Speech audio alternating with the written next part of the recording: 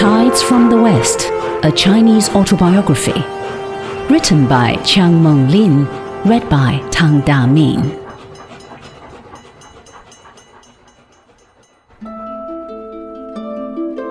Chapter 4. Family Influence.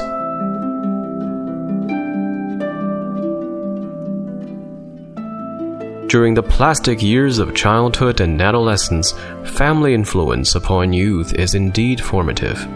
Bad as well as good habits acquired during this period are difficult to eradicate in later years. On the whole, the influence exercised upon me by my family was good and wholesome. My father was a small landowner and a shareholder in some native banks in Shanghai. My grandfather had left him fairly well off, and his mode of living was always simple, so that the family never had uneasiness about financial matters.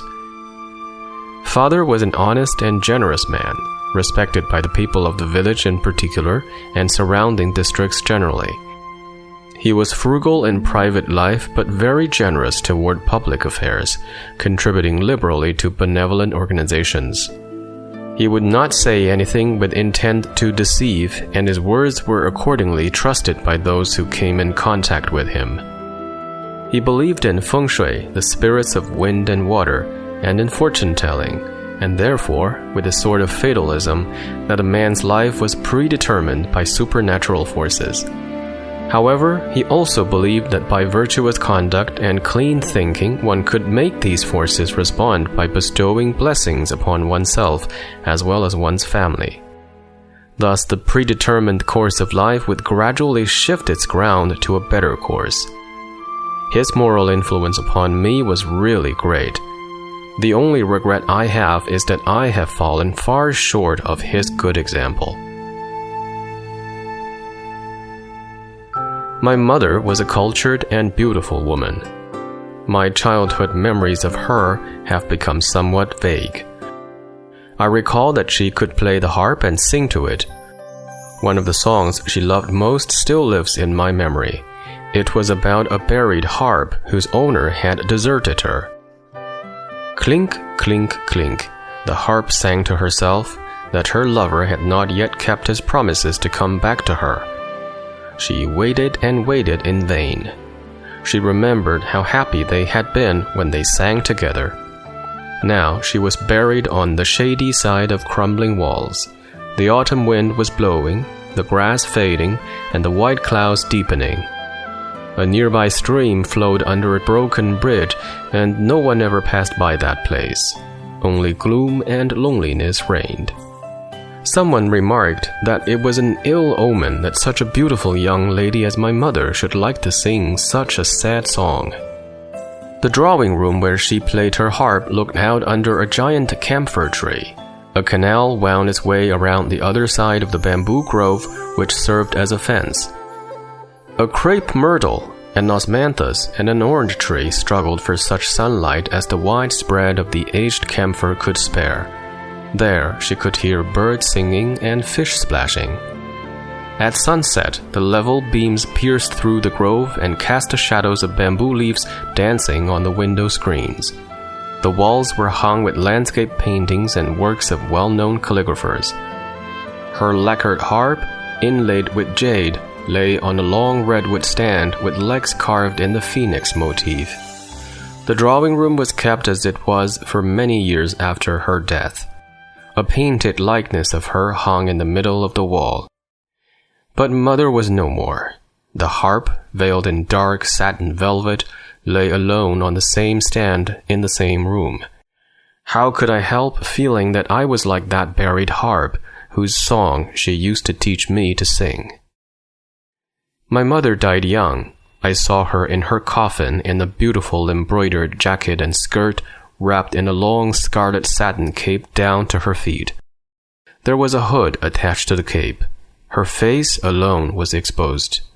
A large pearl shone on her forehead against the red background of the hood. My stepmother was a very able woman, and she was kind to people, but my relation with her was rather unhappy. She did not live long, and father never married again. My grandfather had been the manager of a Shanghai bank. During the time of the Taiping Rebellion, he put up a money stand in the native city of Shanghai. This grew later into a small money exchange shop, which in turn developed into a native bank, a concern with unlimited liability, making loans on credit. When Mexican silver dollars were introduced into China as auxiliary currency to taels, the foreign money gained popularity among the people. Counterfeit pesos increased in proportion to the widening circulation of the money. By clinking $2 on their fingers, the bankers could tell the bad from the good. But grandfather beat them all. He could tell by merely glancing at them. Unfortunately, in the prime of life, he suffered a leg injury. The leg had to be amputated, and he died of blood poisoning. To my father, at the age of 12 or thereabouts, he left some 7,000 taels, at that time considered a big fortune. This helpless orphan was looked after by his future father-in-law, who was a local scholar. By sound investment and careful economy, the property grew, in the course of some 30 years, to the value of 70,000 taels. This bit of family history will show the reader that some Western influence must in early days have crept into the family. Father had an inventive mind. He loved to make plans or designs and direct carpenters, blacksmiths, coppersmiths, farmers, and basket makers to carry them out according to specifications. He built houses, made experiments in raising silkworms and planting mulberry trees, manufactured guns of a type already obsolete in the West, and made many other things according to his fancy. Finally, he conceived the bright idea of building a steamboat without steam. Father occasionally went to Shanghai to look over his business. He took a rowboat from the village to Ningbo, where he boarded a paddle-wheeled steamer for Shanghai. "It took us 3 days and 2 nights to Ningbo in a rowboat," he would say, "and only 1 night from there to Shanghai by the steamer, while the distance is 10 times farther." So he made a sketch of how a miniature paddle-wheel boat might be made. Carpenters and boat builders came. The carpenters were instructed to make paddle wheels, the boat builders to build a boat according to my father's plan. A month passed, and the boat began to take shape. On the day when the tiny steamer was to be launched, many visitors came, and their mouths gaped in admiration for the wonderful invention. Now, the boat was on the canal near our house. 2 husky fellows were employed to turn the wheels by a wooden handle. The watching crowd stirred with excitement as the boat started to plow slowly through the water. Presently, it began to gather momentum and went faster. When it reached approximately the speed of a rowboat, it refused to accelerate further despite the efforts of the crew. The passengers gesticulated as if helping the boat to go faster. Some even lent their arms to the handle and helped to turn the wheels. But the boat was very stubborn and held to the same speed. Father made several modifications in the paddle wheels, hoping to increase the speed. All attempts failed. The worst of it was that when the boat went for some distance, weeds and water plants gathered on the wheels, and at length even the handle refused to pump. "We have to give all credit to the foreigners who made steamboats," said Father with a sigh. The steamer finally reverted to a rowboat, but it was too heavy to row. Years after, we found it rotting on the banks of the canal, the green moss growing thick on its hull. Even when it failed, however, Father never gave up the idea of making a further attempt until he was told the story of Watt and his boiling kettle. Then he began to see that there was something deeper than appeared in the thing itself. From that time on, he was heart and soul for giving his boys a modern education which would someday enable them to learn the foreigners' tricks in making wonderful things. This is an example of how China began to venture on the road to westernization.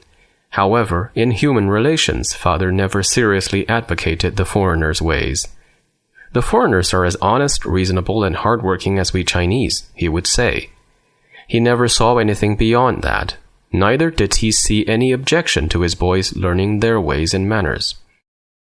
My teacher, on the other hand, was opposed to father's ideas.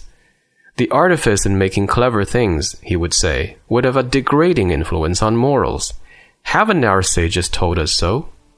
He believed that good morals could only be kept on a high level by living a simple life.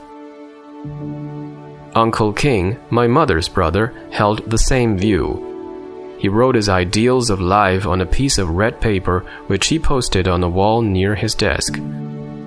Burn a stick of incense early in the morning. Be thankful to heaven, earth, the sun, the moon, and stars. There shall be no traitors to usurp the power of the ruling dynasty, nor disobedient sons to worry their parents. Everywhere there shall be bumper crops of rice. Then why shall I worry, even if I am poor? Uncle King was an old scholar. He had passed the civil examinations for the first degree in his early years. He always carried a long pipe, longer than a walking stick, and one heard him constantly knocking his brass bowl on the brick floor. There were no wrinkles on his forehead in his old age, an indication of peace, health, and contentment. He was so gentle that I never saw him in a temper. He spoke slowly but distinctly, and never let unkind words cross his lips.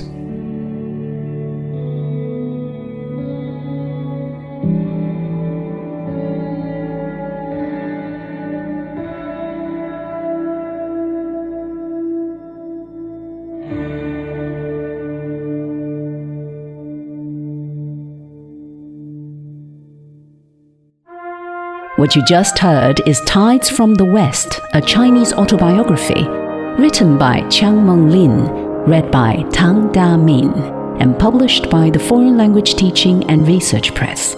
Some names and terminologies in this book have been updated per contemporary usages.